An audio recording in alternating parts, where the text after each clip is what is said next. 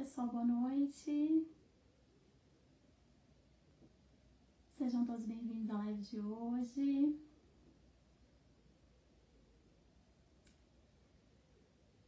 Olá, mais uma live aqui no Portal MIE. Hoje nós vamos falar sobre dificuldades de aprendizagem e transtornos da aprendizagem. Sejam todos muito bem-vindos. Enquanto o pessoal chega, eu vou me apresentar. Sou Viviane Gomes, sou neuropsicopedagoga, especialista em neurodesenvolvimento infanto-juvenil. Trabalho com crianças, adolescentes e adultos com dificuldades, distúrbios e transtornos da aprendizagem aqui no Japão. Tem 5 anos. E venho aqui quinzenalmente no Portal MIE trazer informações sobre neurodesenvolvimento, neuroaprendizagem, sobre neurociências para a comunidade brasileira aqui no Japão. Então você, mamãe, papai, vovô, tio, professor, educador, terapeuta, que trabalha, que quer conhecer mais sobre a aprendizagem, sobre o desenvolvimento humano, né? Porque a aprendizagem faz parte do desenvolvimento humano. Vocês compartilhem a live para que ela possa estar chegando aí ao maior número de pessoas, né? Formação, às vezes tem uma pessoa que precisa, que teria, né, interesse de estar ouvindo, vendo a live e às vezes não sabe onde procurar. Então, compartilhe aí a live para que possa, né, chegar aí no maior número de pessoas e que elas sejam beneficiadas com isso, ok? Então, hoje eu vou falar um pouquinho sobre as diferenças, vamos dizer assim, de dificuldades de aprendizagem, só ajeitar vocês aqui, e transtorno de aprendizagem, tá? Então, nós vamos falar um pouquinho o que é a dificuldade de aprendizagem e o que é transtorno de aprendizagem, ok? Então, boa noite para o pessoal que está chegando, bom dia ao pessoal do Brasil que também está acompanhando aí. Sejam todos bem-vindos. Se vocês tiverem alguma dúvida, se vocês quiserem perguntar alguma coisa, pode perguntar no decorrer da live ou então no inbox que eu respondo assim que terminar a live também, ok? Sintam-se à vontade, tá? Bom, então vamos falar um pouquinho sobre a dificuldade de aprendizagem. Eu já venho fazendo uma série de lives falando sobre o que são, né, e quais são as dificuldades de aprendizagem. E a gente tem trazido atraso no desenvolvimento, as dificuldades de aprendizagem no autismo, né, no autismo classificado, né, aqui no Japão ainda de A, B e C, e mundialmente falando, né, nível de suporte 1, 2 e 3. Então a gente falou um pouquinho sobre as dificuldades de aprendizagem que existem dentro do TEA, né, algumas delas, dentro do TDAH, dentro do TDA. Enfim, fui trazendo aí quais são as dificuldades de aprendizagem mais comum, né? Aquilo que é mais nítido, que a gente percebe mais dentro das sessões terapêuticas, os professores dentro da escola, né? E os pais em casa. Então, fomos passeando aí, passeamos pela questão da síndrome de Down também, nós falamos sobre a dificuldade de aprendizagem na Trissonomia 21, falamos sobre síndrome de Tourette e assim por diante, né? Tem várias lives aí que vocês podem dar uma busca por dar e encontrar, né? E hoje a gente vai falar sobre dificuldade e transtorno de aprendizagem, tá? Elas são diferentes porque são áreas de desenvolvimento que são afetadas de maneira diferente. Ah, Vivi, mas é tudo aprendizagem. Sim, é tudo aprendizagem, né? Mas quando a gente fala de dificuldade de aprendizagem, a gente tem em mente o quê? Né? E quando eu falo a gente, é a gente porque eu sou profissional da área, né? Tem mais de 20 anos já que eu trabalho com educação, mais específico com transtornos e distúrbios do neurodesenvolvimento, já tem 6 anos, né? Isso é para 7 anos já, na verdade. E aí quando eu falo assim, a gente é em relação a estudos, tá? A fatos, vamos dizer assim, comprovados, e além do meu dia a dia, né, real, com as crianças, com os adolescentes e com os adultos nas sessões terapêuticas, certo? Em estudo de caso, com demais profissionais também. Então, quando a gente fala de dificuldade de aprendizagem, a gente está falando de algo que é mais simples, vamos dizer assim, tá? Quando a gente fala que uma criança tem dificuldade para aprender ou que um adulto tem uma dificuldade para aprender certa, sei lá, matemática, por exemplo. Então, ela está com essa dificuldade no aprendizado da matemática. E a dificuldade, ela é algo que ela existe, tá? A criança não está inventando história, tá? Tanto a dificuldade quanto o transtorno, o distúrbio são reais. Então, acho que é importante os pais, os professores, os educadores já terem esse olhar, né, em relação a essa criança, esse adolescente que está tendo essa passagem difícil, vamos dizer assim, pela questão escolar. Então, ela é real, ela existe. Ora com mais intensidade, ora com menos intensidade. Então, às vezes, a criança tem uma dificuldade muito mais persistente, né, em determinada área, por exemplo, da matemática. Vamos supor que ela tem ali uma dificuldade de compreensão, ela não entende por que, né, a matemática tem aquelas questões, ela não consegue acompanhar o raciocínio matemático, ela não consegue acompanhar um raciocínio linear, né, uma coisa que tem começo, meio e fim, ou que tenha continuidade. Então, quando a gente tem uma criança, por exemplo, que tem uma dificuldade pontual, seja em matemática, seja em Nihongo, seja no aprendizado do português, enfim, não importa a matéria, vamos dizer assim, mas a dificuldade em si, tá? Quando a gente tem uma criança que tem uma dificuldade pontual sobre algo, a gente consegue sim, né, através de um professor de reforço, né, como eu falei nas outras lives, um professor de reforço, um professor de comum, um professor particular. Então, esse profissional vai ali dar base para essa dificuldade dessa criança, desse adulto, sim, e desse adolescente, tá? Desse indivíduo, dessa pessoa como um todo, e vai ali fazer um trabalho de estimulação com ela, voltado para aquela dificuldade específica. Então, tá lá com dificuldade em equação de segundo grau, por exemplo. Então, vai ser trabalhado com aquela pessoa, aquele conteúdo pontual, né? A criança ou adolescente vai procurar ali, junto com o auxílio desse professor de reforço, e ali a tendência é de que ele elimine essa dificuldade, que essa dificuldade não exista mais, né? Que ele consiga tirar essa dificuldade da vida dele. Então, assim, ele vai aprender aquele conteúdo de uma maneira que ele consiga entender e reproduzir, tá? Então, as dificuldades de aprendizagem, a gente encontra grande dificuldade de acompanhar conteúdo escolar, né? De compreender o que o professor está explicando, ou o que está na apostila, ou o que está no livro, tá? Então, a gente tem essa...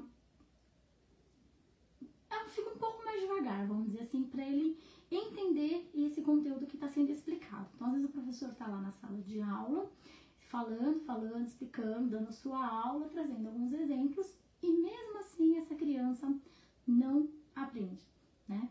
Então, se é uma dificuldade... Boa noite, gente! Sejam bem-vindos! Já começamos a falar aqui sobre dificuldade de aprendizagem e transtorno, ok? Boa noite, Adriano. Sônia Kabuki, boa noite. Muito boa explanação para o tema de hoje. Sim, eu acho que é até necessária, né, Sônia? A Sônia é uma psicóloga queridíssima que trabalha também com crianças adolescentes e adultos aqui no Japão.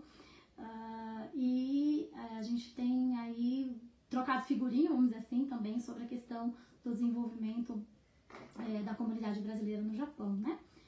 E sim, a gente vai falar aqui hoje, até para aliviar, vamos dizer assim, um pouco, né, o coração das mães, dos pais, porque às vezes buscam um auxílio, uma ajuda, e aí chegam um pouco perdidos em relação a isso, né? Não sabem a gravidade, vamos dizer assim, se existe uma gravidade ou não daquela dificuldade, daquela deficiência que aquela criança ou que aquele adolescente está sentindo e está passando, né? E aqui é sabido de todos, né? Eu vou falar aqui porque o pessoal que tá aí do Brasil sabe que eu tô aqui no Japão, né? A grande maioria.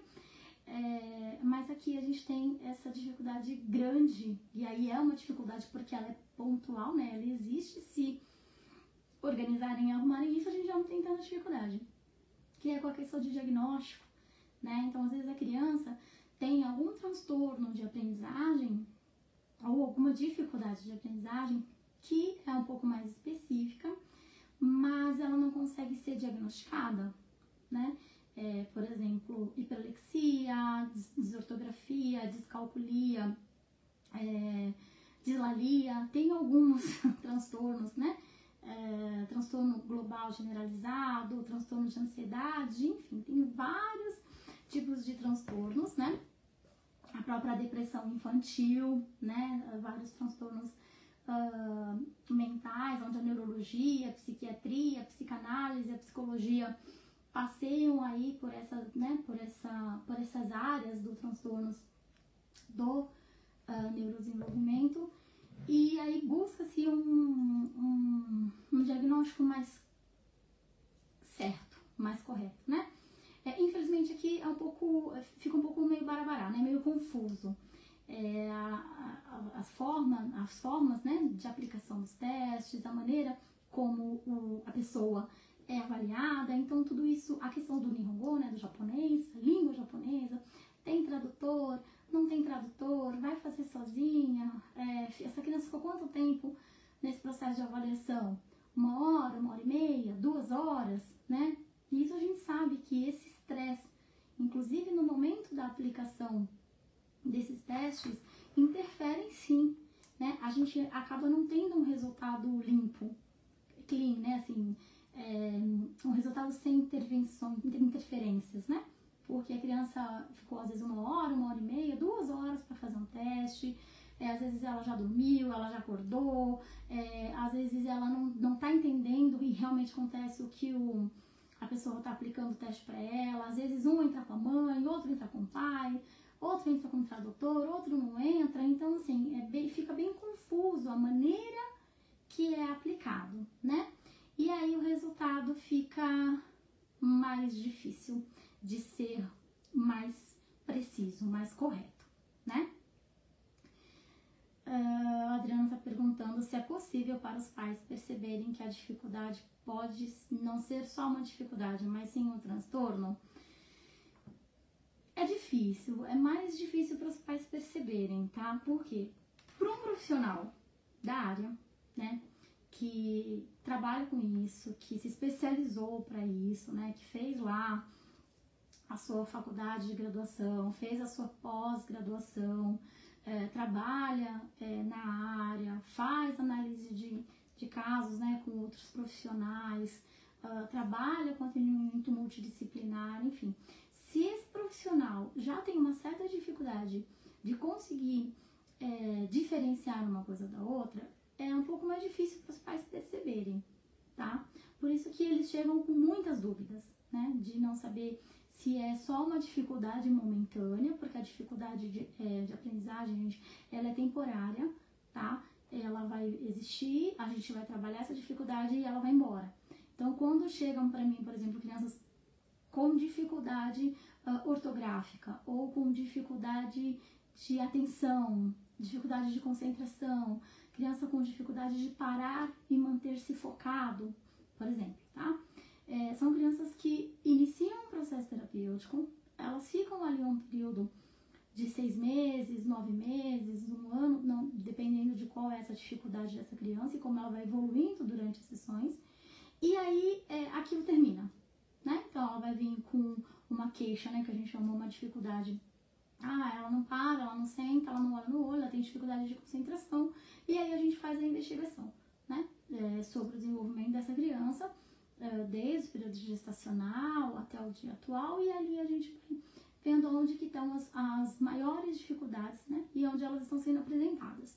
Se elas forem realmente uma dificuldade de aprendizagem, aquilo vai ter um começo, meio e fim, né? Pode ser que ela retorne, pode, por uma outra dificuldade que ela apresentou, mas aquela que foi pontual, quando um trabalho é realizado da forma correta, ela vai suprir, ela vai apagar, anular aquela dificuldade, e sobre aquilo lá ela não vai ter mais dúvidas, vamos dizer assim, né? E aí o cérebro cérebro dela vai processar as informações, vai reter, vai segurar, vai organizar e vai responder, né, adequadamente sobre aquela dificuldade que ela deu. Por que é difícil para os pais perceberem se é uma dificuldade ou se é um transtorno? Aí a gente entra na parte de transtorno de aprendizagem. Quando a gente fala de transtorno, ela é um pouco mais... é necessário um olhar mais apurado, tá? Geralmente os pais não sabem, eles se perdem, tá? E isso é normal, faz parte. Às vezes chega só com uma queixa de uma dificuldade e, na verdade, quando a gente vai avaliar de uma maneira mais certa, né, mais precisa, a gente percebe que não é só uma dificuldade, que existe ali alguma questão na formação do sistema nervoso central dessa criança, ou desse adolescente, do adulto, né, não importa, e que precisa ser trabalhado de uma maneira diferente, tá? Quando a gente fala de transtorno de aprendizagem, gente, ela é uma desordem neurológica, então é alguma coisa dentro desse cérebro que não funciona corretamente, tá? É alguma alteração, seja no momento da gestação, da formação do sistema nervoso, seja na hora do parto, tá? A questão do parto, porque que eu sempre trago isso em todas as anamneses que eu falo, todas as entrevistas que eu faço com as mães. A gente precisa muito saber como é que foi esse parto, né? Essas 24 horas após o parto, as 48 horas após o parto, ela é extremamente importante pra gente saber se durante esse período, né, pós-nascimento, se aconteceu alguma interferência nesse cérebro, né, nesse bebê que acabou de nascer ali. Então tem N fatores que podem fazer com que esse transtorno apareça, né? Então tá ali, de repente teve um desenvolvimento normal e aí teve, por exemplo, algum problema de falta de oxigenação no cérebro, por exemplo, né? Ou o uso de fórceps, ou o uso do sugador, que aqui no Japão é muito comum, né? Usarem o sugador, aquele a vácuo para puxar, vamos dizer assim, né? O bebê. Às vezes até o manejo, né, de empurrar, o manejo que as enfermeiras fazem de empurrar esse bebê para nascer, se essa mãe teve sofrimento, quantas horas foi o trabalho de parto. Então tudo isso a gente consegue tentar fazer uma avaliação, né, uma análise do histórico pregresso dessa criança, tá? E aí aqui a gente tenta ver em que momento em que começou a aparecer essas dificuldades. Então são dificuldades que permanecem por longo tempo, aí já não é dificuldade, tá? Se a criança não aprende, por exemplo, direita, esquerda, em cima e embaixo, ela não tem a questão motora e a questão eu espaço, eu no lugar, eu não tenho essa ideia, né, de me locomover no espaço, por exemplo. Se isso, quando é ensinado, a criança não aprende, é ensinada, a criança não aprende, é ensinada, a criança não aprende, muito provavelmente ela tem um transtorno aí do desenvolvimento motor. Então, certamente, se a gente oferece o estímulo, se o professor está oferecendo o estímulo, se o professor de reforço está ali ensinando e ela não está aprendendo, muito provavelmente é algo mais sério que a gente precisa de mais atenção. E aí a gente acaba caindo nos transtornos de aprendizagem, tá?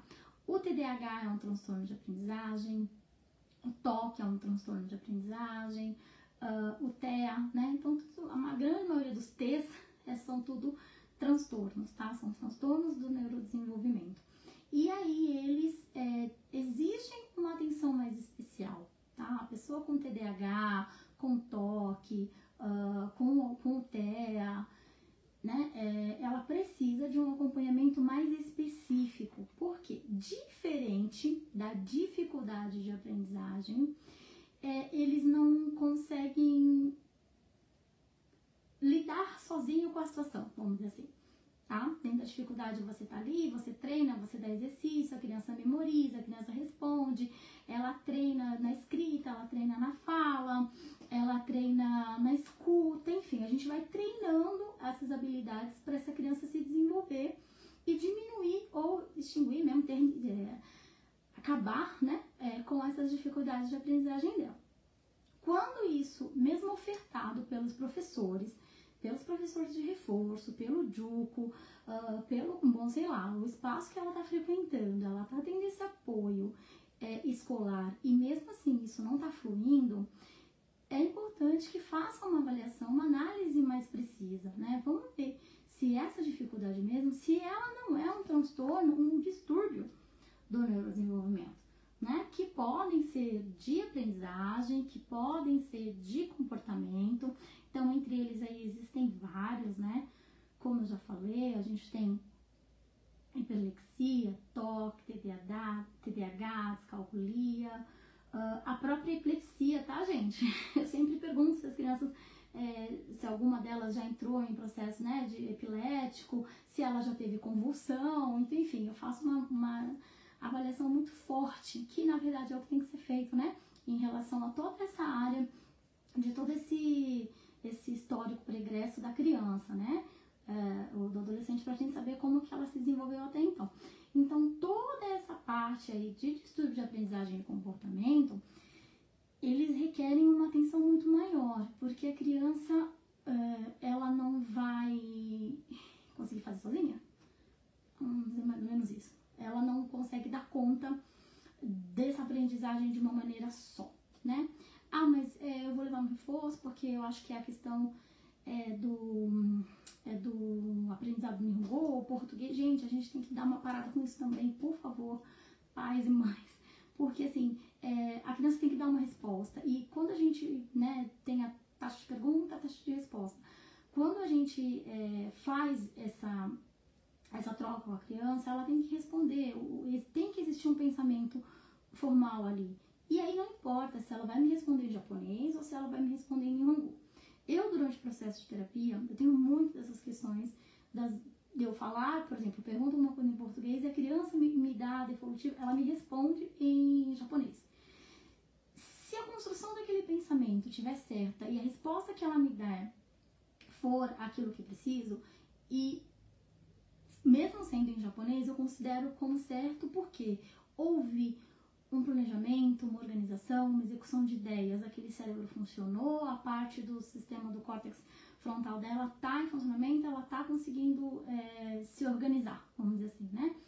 E aí, mas aí não importa se é em português ou em japonês, desde que tenha uma construção desse pensamento, tá?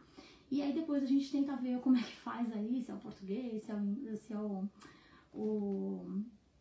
português, ou até o inglês também, né? A gente sabe que dentro do autismo tem uma prevalência, uma predominância enorme da língua inglesa, e aí a gente tem que, às vezes, enfiar o inglês também dentro da terapia, né?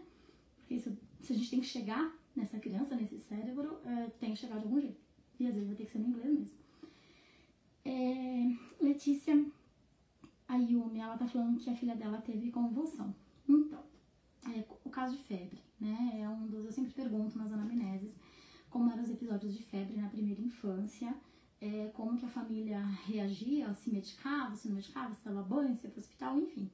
E qual era o período, né? Teve febre, quantas vezes, era recorrente, qual a temperatura que essa criança chegava.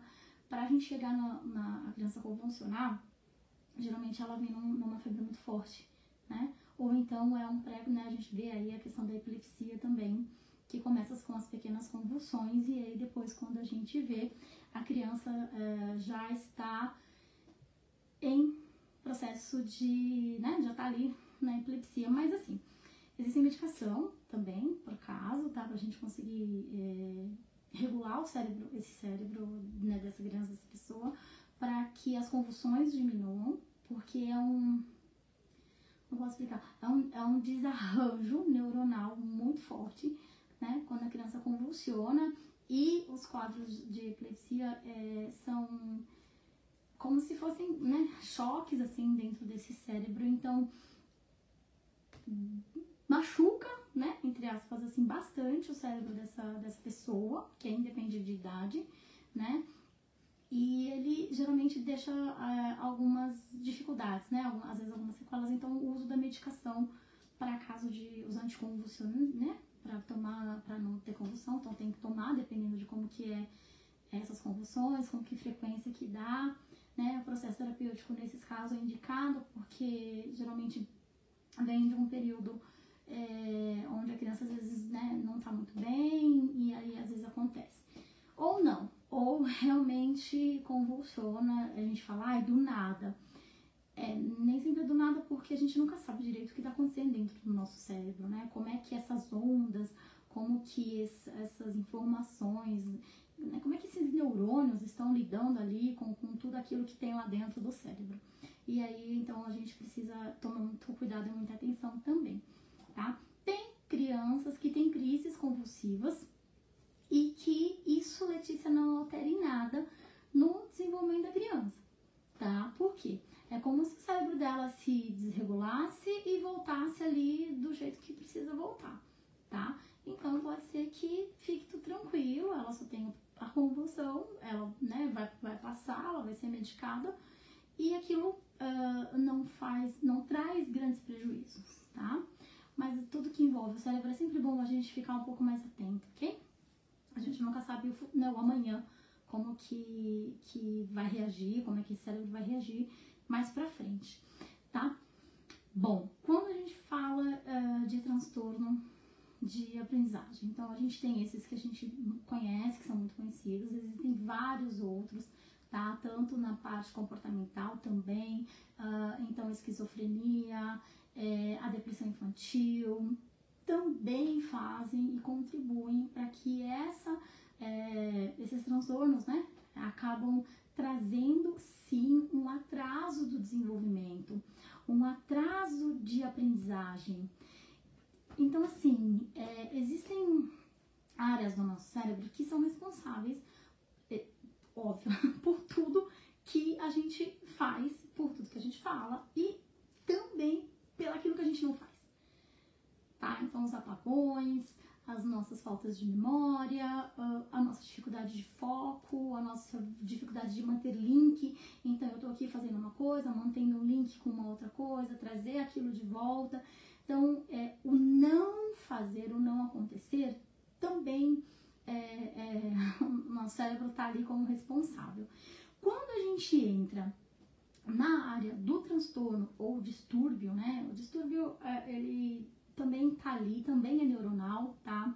Também é uma questão de formação desse sistema nervoso central, de como que esse cérebro se organiza com essas dificuldades que são potencializadas. Então, é como se eu tenho uma dificuldade que ela vai contribuir para o meu insucesso escolar ou para o meu atraso de desenvolvimento, mas que eu vou trabalhar ali e aquilo vai ser...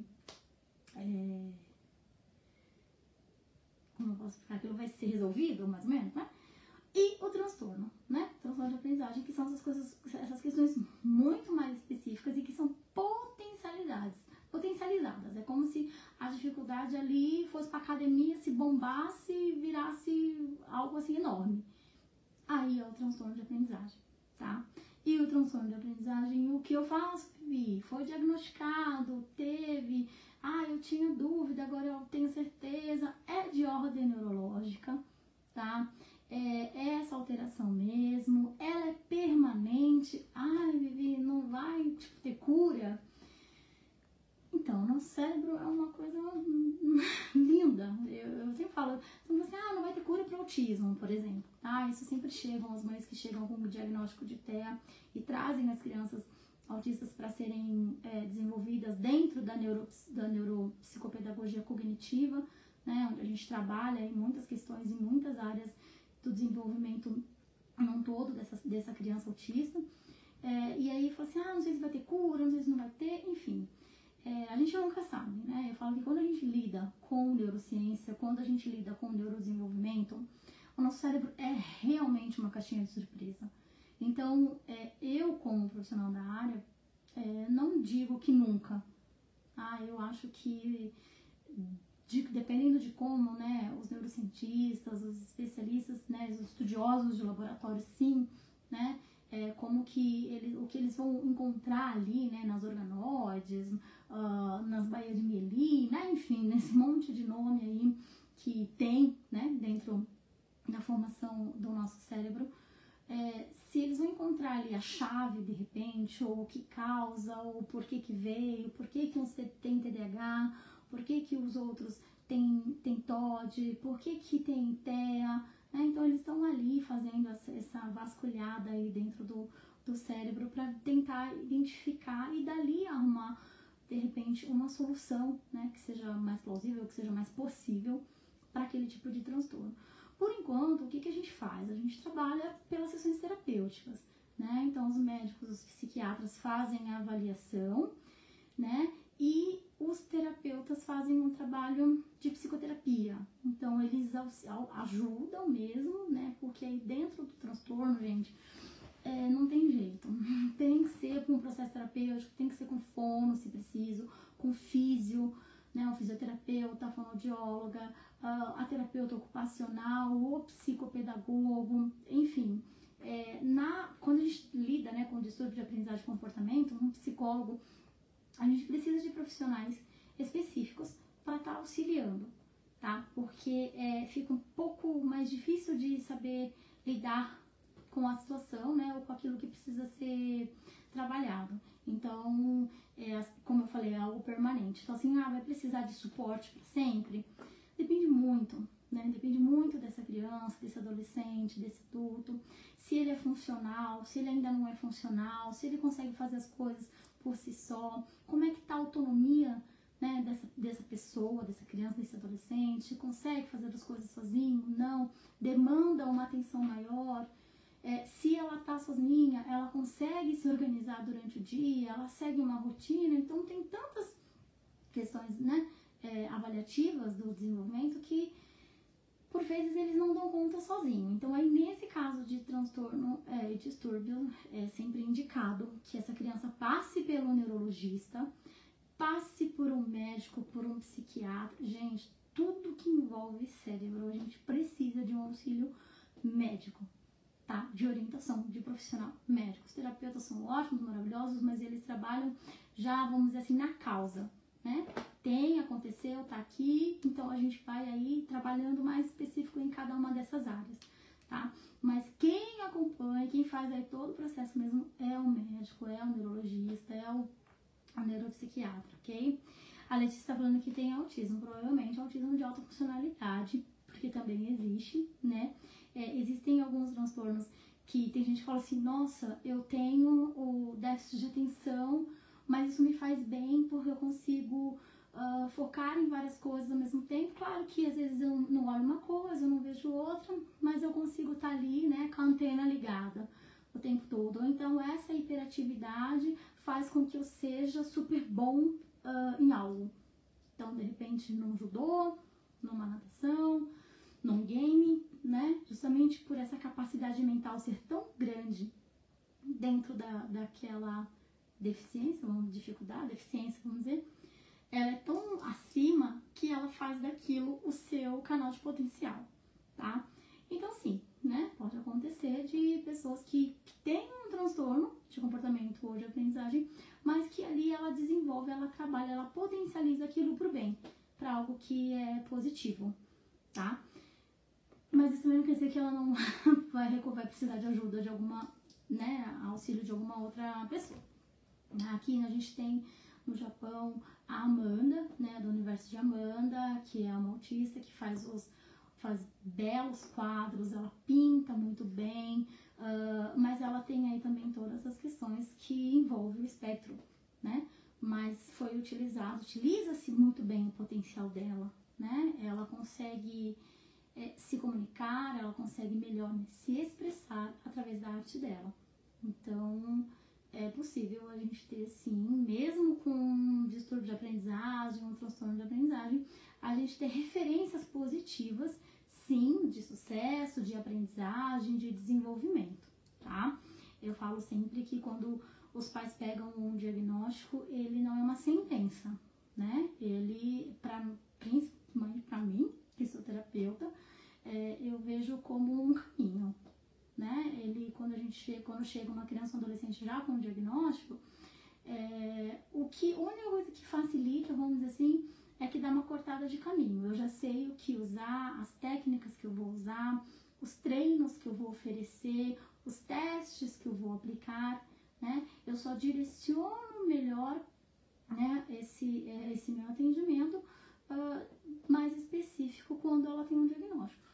Mas no mais, não tem muita, pra mim não tem muita diferença, né? Porque quando eu trabalho com a questão do desenvolvimento do cérebro, eu vejo muito o que está acontecendo ali dentro, como é que aquele cérebro aprende, como é que essa criança, esse adolescente com transtorno de aprendizagem, por exemplo, na leitura, qual é a maneira que eu consigo chegar para que ele consiga aprender? Né? Como que o cérebro dele funciona, que é a primeira coisa que eu preciso saber, como que o cérebro dessa criança funciona, para saber o que eu vou oferecer para ela, que tipo de estímulo eu vou oferecer para ela, tá? E aí isso, para os pais é mais difícil, né? Para alguns profissionais já é difícil, né? Você fala, como é que você faz, por exemplo, uma avaliação do MChat, ou como é que você faz a aplicação de um EAVAP, e aí tem vários nomes aí, né, que teoricamente os profissionais devem conhecer, e já é difícil ter, né? Imagina os pais que não têm essa visão, não têm esse olhar e não têm esse conhecimento. Então é difícil para eles saberem se aquela criança que está ali, né, o filho, a filha, se ela está com uma dificuldade escolar, uma dificuldade de aprender as coisas na escola, ou se ela tem um distúrbio ou transtorno de aprendizagem, né? Então é bem mais específico. Mas uma dica que eu deixo eu ensinei, a criança não aprendeu. Por exemplo, eu tô, né, fazendo lá, trabalhando com a criança está na escola aprendendo as formas geométricas. Então, círculo, triângulo, quadrado, retângulo. Ou vai pro Nihongo, Maru, Shinkaku, Sankaku e aí por aí vai. E aí eu mostro as cores e aí eu peço pra criança falar, ela acabou de olhar a imagem e eu pergunto pra ela não consegue responder. Eu mostro de novo, explico, abaixo a imagem e pergunto, ela não consegue responder. Se eu faço esse movimento do aprendizado básico, né, e a criança não consegue evoluir, ela não consegue assimilar, tá? A criança com dificuldade de aprendizagem, ela vai falar pra mim, azul, amarelo, vermelho, verde. Aí eu vou abaixar, aí quando eu perguntar, ela vai falar pra mim, tem verde, tem azul e amarelo. Ela pode não lembrar da sequência toda, ela pode não lembrar da forma geométrica inteira, mas alguma coisa ali fixou dentro da cabeça dela. Quando a gente tem a questão do transtorno de aprendizagem, eu vou mostrar, vou perguntar, vou reproduzir isso várias vezes e a criança ou não vai ter êxito, ela não vai conseguir fazer essa reprodução, ela não vai conseguir explicar para mim o que ela viu, ou vai ser muita insistência e muito vago. Tinha um triângulo, ou tinha um quadrado, um era verde, ou então ela começa a chutar, né? Por quê? Porque o transtorno de aprendizagem, ele tem uma dificuldade na assimilação, né? De eu pegar essa informação, de eu assimilar, de eu segurar aquela informação que eu recebi. E aí, para isso, como é de uma maneira muito acentuada, é muito mais forte, lembra que eu falei que é uma dificuldade, mas potencializada, é muito mais forte, faz com que as crianças tenham muito mais chances de insucesso na escola, ou de ir para uma sala especial, ou de ir para uma escola especial, porque o ensino ali vai ser de vez por vez, né? Então vai ser apresentado o primeiro círculo, vai ser trabalhado sobre o círculo, sobre o Maru, vai ser trabalhado sobre o triângulo e por aí assim por diante, né? O ensino é dividido em partes, aquilo se torna bem repetitivo até a criança alcançar êxito dentro daquela atividade. Então, às vezes, tem mãe que fala pra mim, meu filho tá na escola especial e vem a mesma folha de kanji, por exemplo, ou de hiragana e katakana todos os dias da semana. Então, de segunda a sexta vem a mesma folha para a criança fazer, de atividade, né? Porque eles não vão passar para uma outra fase se aquilo ali não for resolvido, né? Se aquilo ali não for aprendido pela criança.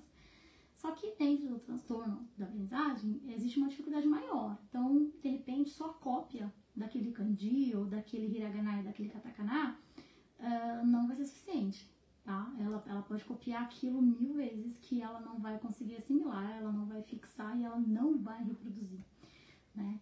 Então, quando a gente fala de transtorno realmente a gente precisa de uma atenção especial mesmo para conseguir fazer com que essa criança se desenvolva, tá? É possível, né? A gente tem êxito em muitas coisas, a gente consegue fazer essas crianças se desenvolverem dentro daquilo que elas conseguem e avançar, né? Claro, após ela conseguir aquilo que ela trouxe pra gente, a gente consegue fazer com que ela avance, mas existem grandes diferenças, né? Entre a dificuldade de aprendizagem e o transtorno.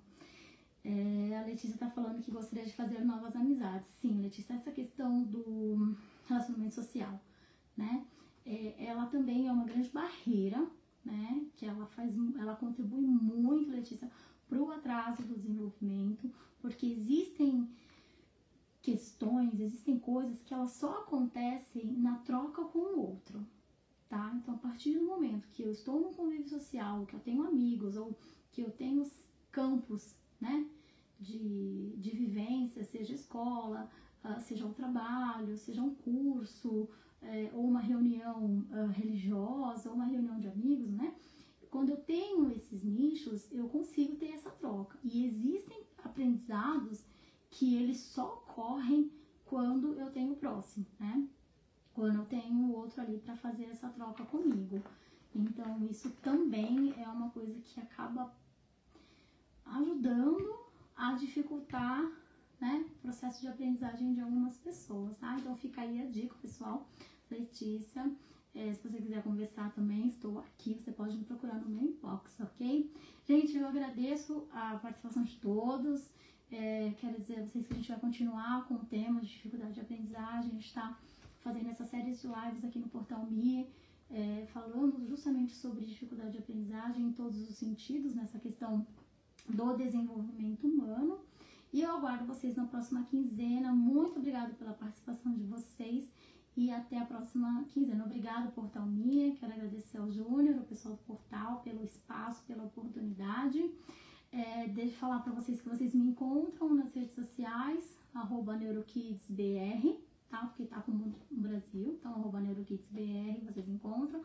Facebook da Neurokids também, vocês conseguem ter contato comigo direto por esses canais, ok? E também aqui pelo Portal Me. Eu agradeço de coração a presença de todos vocês e até a próxima.